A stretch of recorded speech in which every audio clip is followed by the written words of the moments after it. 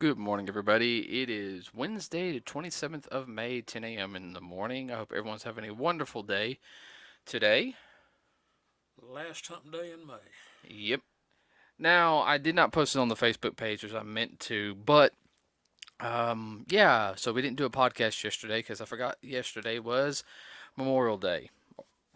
Well, actually Monday. We are recording this on Tuesday, but Monday was Memorial Day. I kind of forgot about it because not every day I get a 3 day weekend, so I kind of it wasn't until the morning I was like, oh, we got a podcast, and it was already like 8 o'clock in the morning. I was like, you know what? I'm not gonna sit down, go downstairs, and pop one out real quick. We'll have some backup ones for next time, but yeah. Anyway, so last week I think was what I don't even remember what we talked about last Friday. What did we talk about last Friday? Did we even talk about a podcast last Friday? No, we didn't even have a No. podcast. Oh yeah, because we had a lot of stuff going on. Mostly because of my job. That was last Thursday. Yeah, there's a lot of stuff going on, everybody. So sorry about that. 2 days without a podcast. That's not. Highly unusual. Yeah. But anyway, let's get started. So we talked about Teenage Mutant Ninja Turtles last Wednesday. Now we're finally talking about the movie, The which we had. first movie. Yeah, the first movie, which we had to rewatch because somebody forgot some of the parts in it. Well, it's been over 25 years since I've seen it. At least try to watch it once a year. Oh, It's it's one of those easy films you can just pop in once a year. oh yeah, So the definitely. So the movie originally came out, I want to say in 1990. I want to say March uh, of 1990. Yeah, March of 1990 is when the official release date was. I remember seeing it in theaters. I remember the Barkers took me. They're neighbors across the street. Yeah, because you were working second shift, and Oh, fun. yeah, we didn't. You didn't get to see it till the Christmas holidays because that's when we got. I know we got it for Christmas that year. Yes. So, like I said, I think it was last or was it the year after? I'm not sure because I can't remember the release date of VHS compared to DVDs. Don't do that. Do not yawn. Overall, I even today is compared to seeing movies like of course even Avengers or Justice League. Whoop, that's my bad, everybody. It's There's a difference in the film style making. It was not as intense. It was intense in certain points, but I would sit there and say it's one you can sit there and tell it was done on film. It wasn't digitally done like most of the films are done nowadays.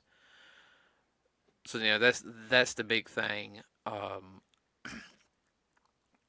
And this it was loosely they took elements from the original comic book and as well as some of the things from the TV series. That's the reason why April O'Neil was a news reporter because in the original TV series she was a assistant, a lab assistant. Yeah.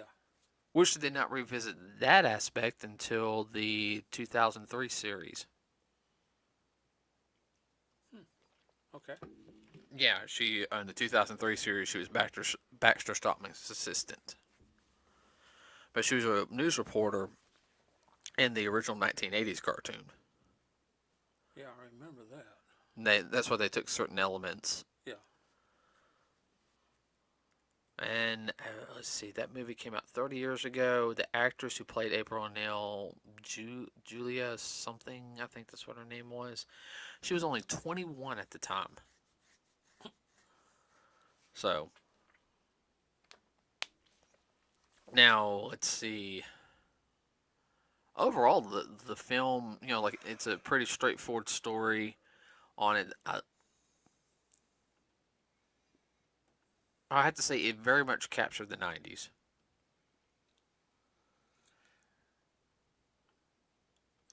I would say it caught the 90s. It also caught, but it caught 80s. part of the 80s also in the fact still dealing with the kung fu movies and all that were still. out and about, very popular. Oh yeah, and then, of course, you had the organized crime element in it, and how they were treating the foot. You would never see them coming. They would go in there, they would steal the items, and they would leave. They weren't necessarily this was more of the thieving portion of the Foot Clan. This is not what dealing with the assassinations or anything. No, well, it was an organized crime group, and they were thieving in order to get the money to um, do what they were trying to do. Well, to me, it felt like they were doing the thieving stuff to get like the kids off the kids on the streets, walking around the streets, get them underneath their wings so they could train them, and eventually, within like a year or two, they could fully go in and take over. Are you talking about building his army? Yeah, I mean, to me, Oh Shredder yeah, was he was still building his army in it. oh yeah. Now, I can tell with a lot of the lighting that was used in it was a lot darker lighting, or they had a red film tint on certain aspects of it, especially during the daytime scenes, which to me didn't bother me because you know I guess I'm trying to think how the best way to put it is. I know they were trying to hide certain parts of the suits that they were used because it wasn't like the Michael Bay films, which they use stop motion to record the movements and then put the CGI over it. It was actors in real suits.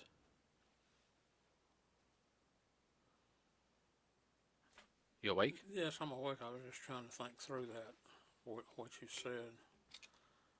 Um, yeah, I can go along with that. They were probably trying to uh, camouflage some of the stuff they were doing.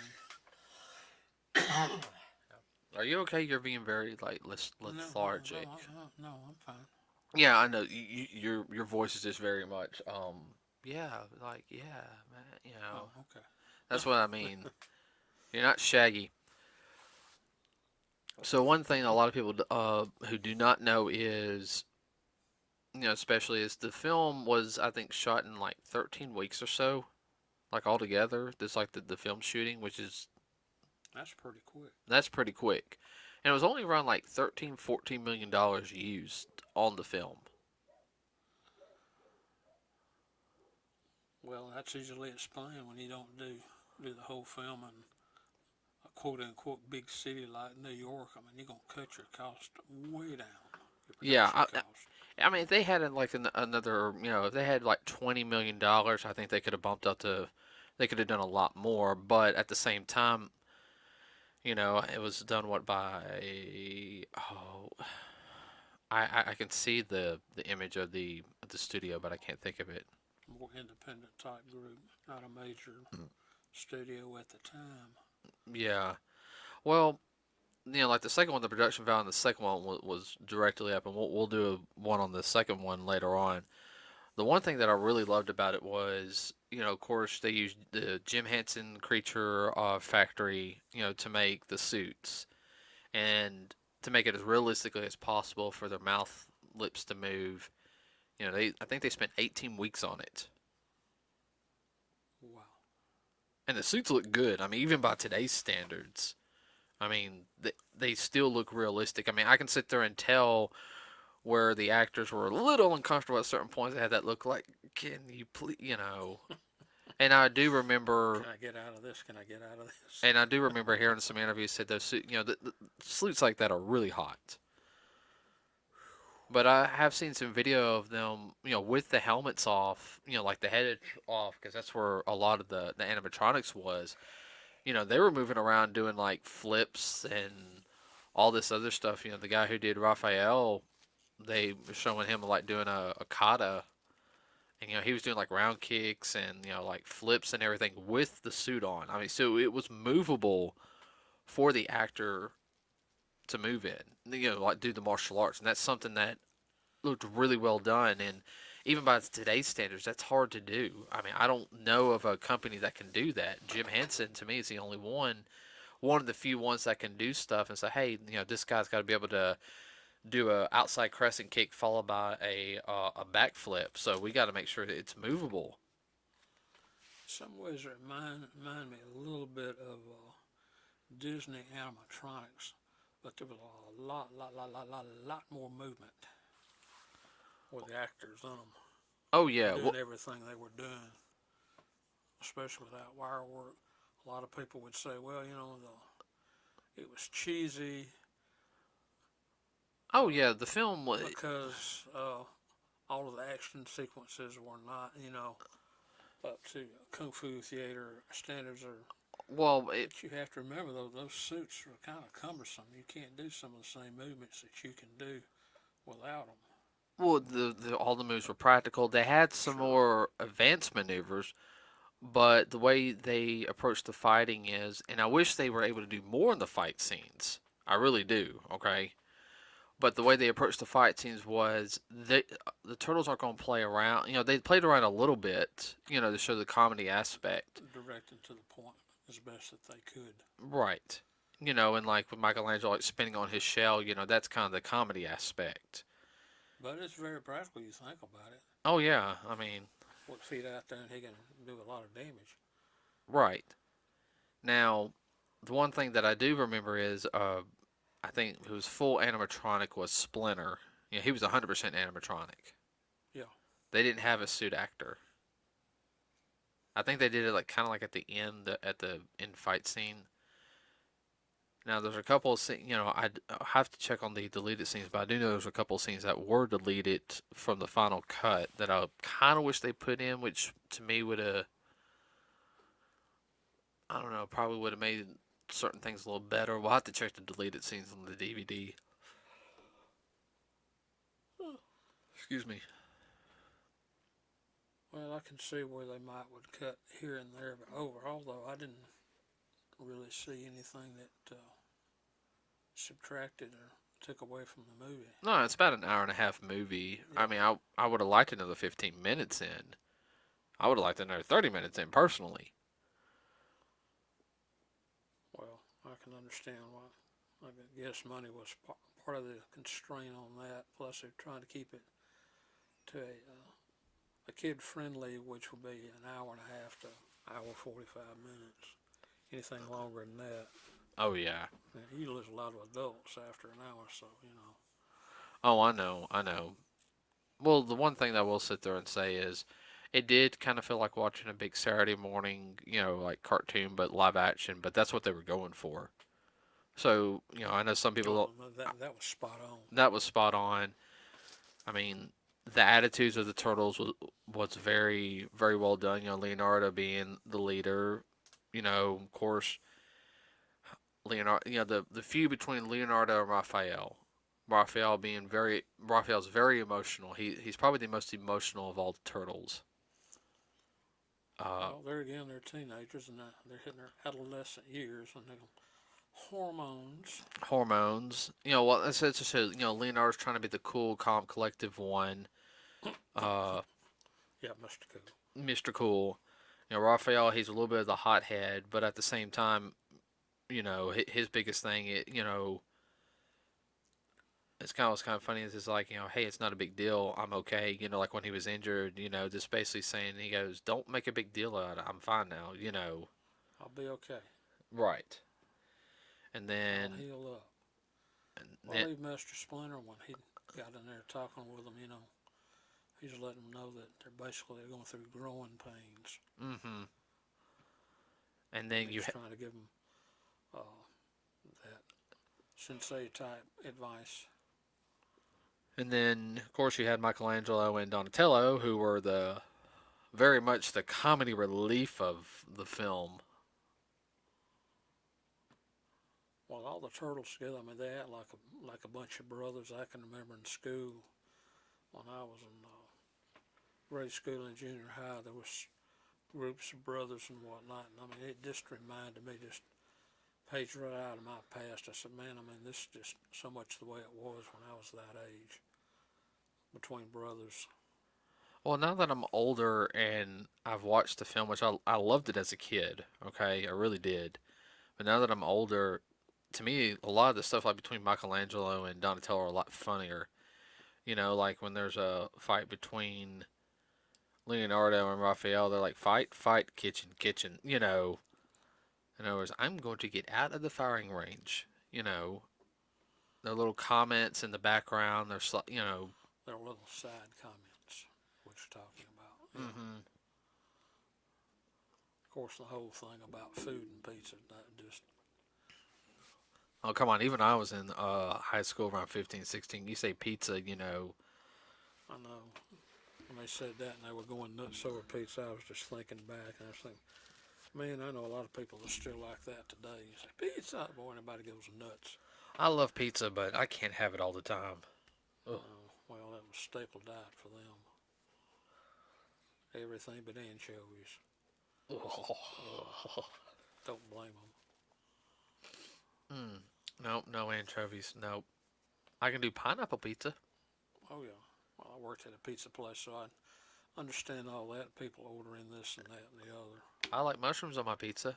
Oh I yeah. do not like black olives, though. Well, that's you lost my gain. They're too salty. They are too salty. I'm sorry. Well, it depends on the brand you use too. I just don't like black olives on my pizza. All right. Now I'll have jalapenos. Yeah, that's good on banana peppers. Chicken. Uh, Pineapple chicken pizza is good. the best chicken though is to use grilled chicken. Oh, that's what I mean. Grilled chicken, not fried. Oh yeah. Okay. Then, well, we were talking about Ninja Turtles. Yeah, we're starting to sound like turtle now. Oh, speaking of turtle, you want to tell the people about the pizza book? Oh, we can talk about that later. Okay. So I have to say the introduction to Casey Jones, the way it was, fit the character. You know, he was a pretty much a hockey player. Can't do hockey anymore because he got injured. But he doesn't want punks around in his streets. No, he wants it to be thugless. They delved that a little bit more in the on that in the 2003 series. They really delve into it a little bit more why he really has a disdain for thugs, as they say. Well, that did get into this movie, like, was he just another street kid just living on the streets, or, Now, he's supposed to be about 24, 25. well, a street person? I mean, where is he getting his money from? Is left you the impression, like, okay, now he's kind of living out on the street and whatnot. Where does he hang his head at night? Right. I just kind of like this attitude in the whole entire film. I mean, he was kind of the smart ass, you know. You know, he knew what he could do. He wanted to do the right thing. And the biggest thing was though is nobody noticed him. He just snuck right into the foot stronghold. Well, he just acted like they did, just like a normal street person, Mm-hmm. a little street punk. Right. Now the whole scene with Shredder, you know, around the street kids and everything, and then you had the foot was really good because it felt like he was really building up the foot. Oh yeah, well he promoted that one kid into the foot. Mm-hmm. He'd been working hard and whatnot and training. Made him an actual foot ninja. Yeah, gave him his what headband sash. What was it? No, give him his mask. You know, he had the Mask. uniform. Yeah. Give him his mask. You have arrived. Right. I mean, the whole scenes that any scenes with the Foot Clan was done very well. I can kind of tell where it kind of could have went a little more serious, but I think it was probably art. You know, they were trying to. We got to keep it at a at this rating level. Yeah, I can kind of definitely. tell that they wanted to go a little bit more, but they were They didn't want to push it no because you know they're NC-17. well, the original comic was very dark, Oh yeah. and I can kind of tell they wanted to do that just a little, but they didn't. They kept a little more quote unquote kid friendly. Mm-hmm. Now, the way Shredder looked in the film, I liked it. Well, that was very basic. I thought it was funny though when he said, "Yeah," he brought his own can opener with him. I just had to roll on the floor laughing.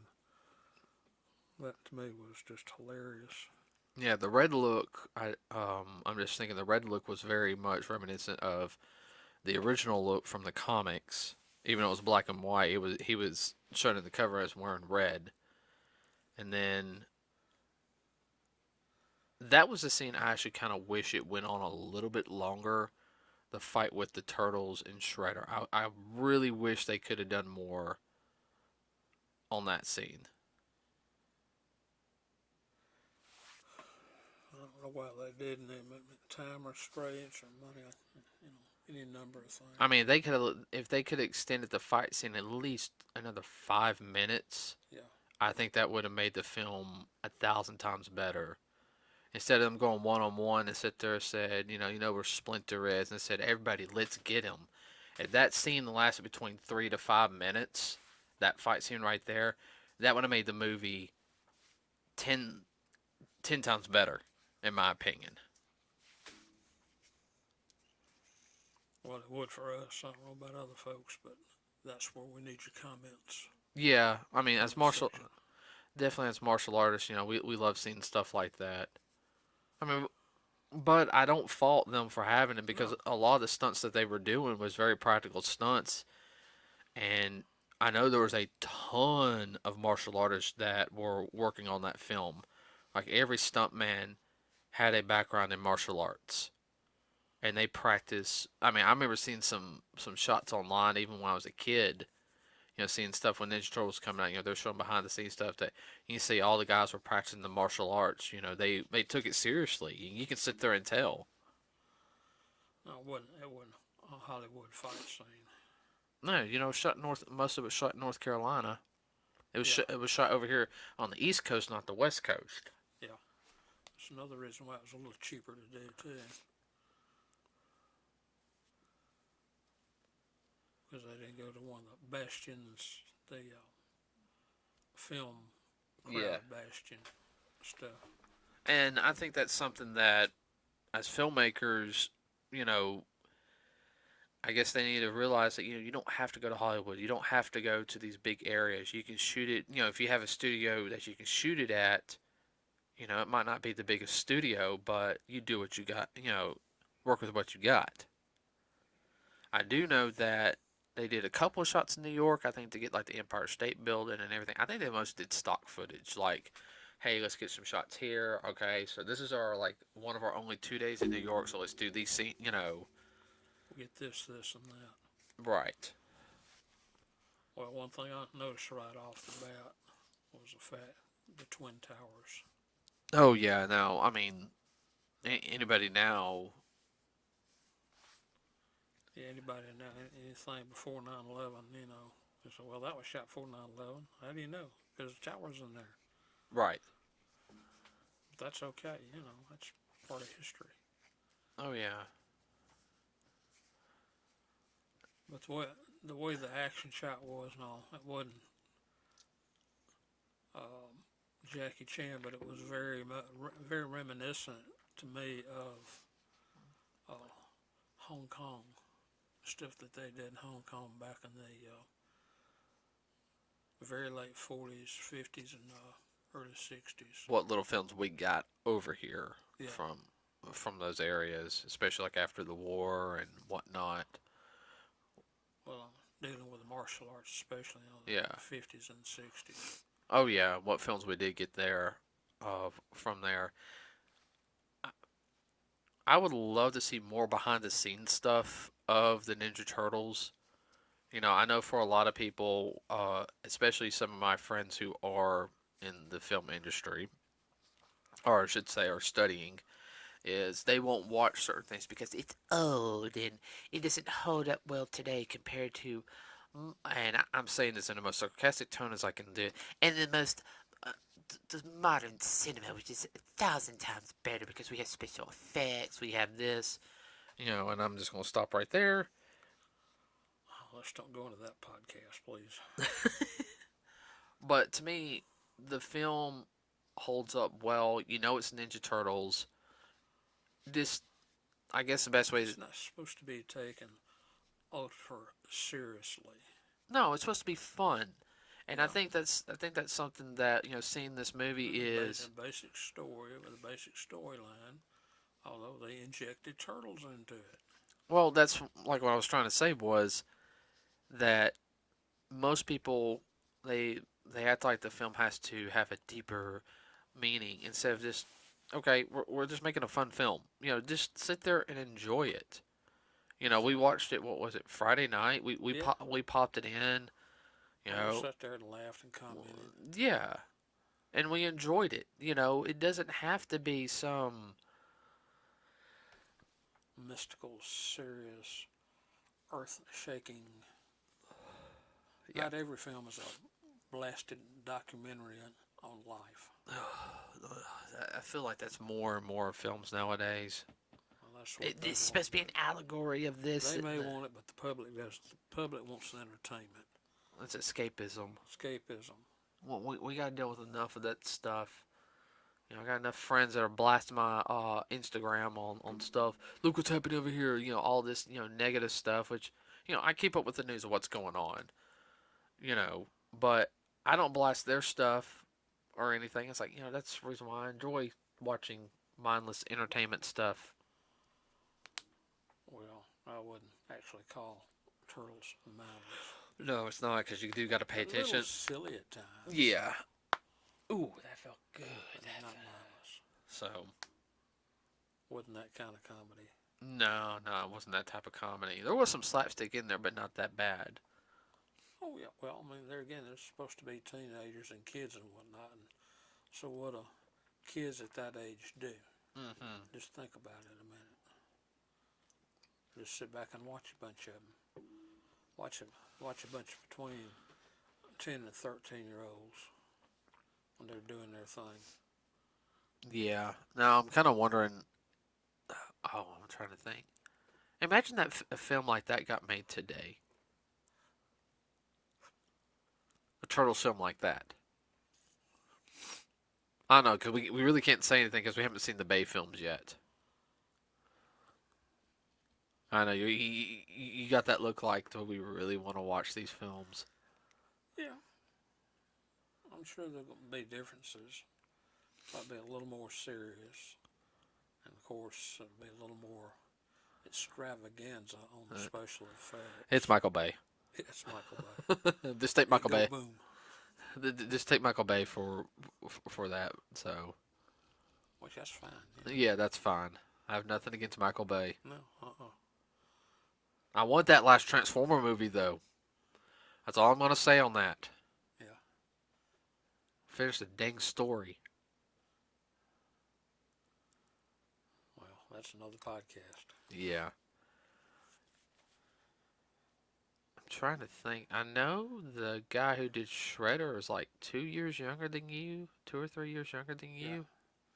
Oh, His name's like Sato. That's all I can remember.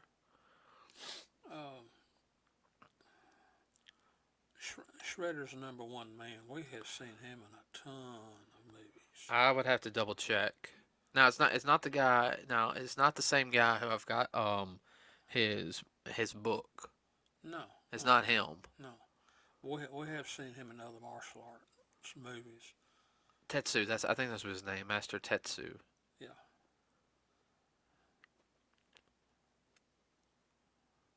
So, hold on, I'm about to sneeze again. Dang. I've been trying to keep from sneezing the whole time. Overall, I would really like. I would like more films like the Ninja Turtles. That's what we used to call the Saturday afternoon matinee kind of movie. Yeah. The main movie that you go to in the Saturday afternoon to go watch. Yeah, I mean, just go in there, I would love to see more. Couple of shorts, a cartoon or two, and then maybe the Feature film. You have probably some trailers, but one or two trailers, one or two trailer. and then a film like that. I'd love to see more films like that be able to push out like that this day and age. It wouldn't be hard to do, but usually when they do films like that, they're so low budget. I mean, it's like sci-fi.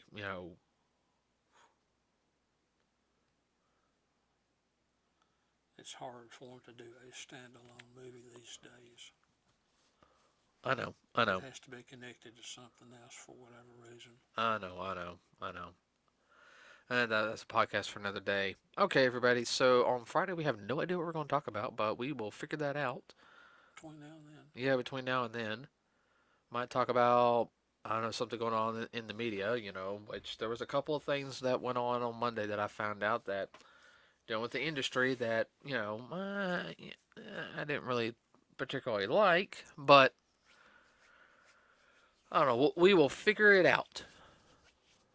We might talk about some more different fan films or something. I don't know. Well, like I say, figure it out. If you haven't seen the Turtle movie in a while, you need to go back and revisit it. You can probably find it on some type of DVD box set Oh yeah. and everything. Fortunately, check the bargain bins like at Walmart. You can probably find like a compilation DVD with all four of the Turtle movies. Which yes, there is four. There was a one in 2007, but that was a CGI one, which we still have not. Actually, I have seen a box set. I know. That's what I'm sitting Yeah. there. I've seen. So you can probably find that. It's a good movie for the kids. Might have to sit there and watch it with them. Let them understand. It's fake. There's probably the only I would have to say gross scene or was when Shredder got semi crushed by the garbage disposal. Spoiler. So I mean that's really about it. But it showed a little what was supposed to be blood, and that was it. There wasn't any Easter eggs per se in it. Not unless you're a hardcore Turtles fan. Yeah. So, all right, everybody. With that said, we will see you on Friday. Have a wonderful day. Remember to like and subscribe to us here at Nerds with the Cause here on our YouTube page, and also you can find us on Facebook. Same thing, Nerds with the Cause. Got a suggestion for anything? Please leave a suggestion. Any movies you might want us to watch, do in the future. Anything going with comic books, might ask us a question. Hey, what do you think of this? We will give you our honest opinions. Or say, hey, have you seen this series? So, like I said, just leave tell us, and we'll get to it when we can. We will let you know. With that said, everybody, have a wonderful day, and we'll see you on Friday. We are out.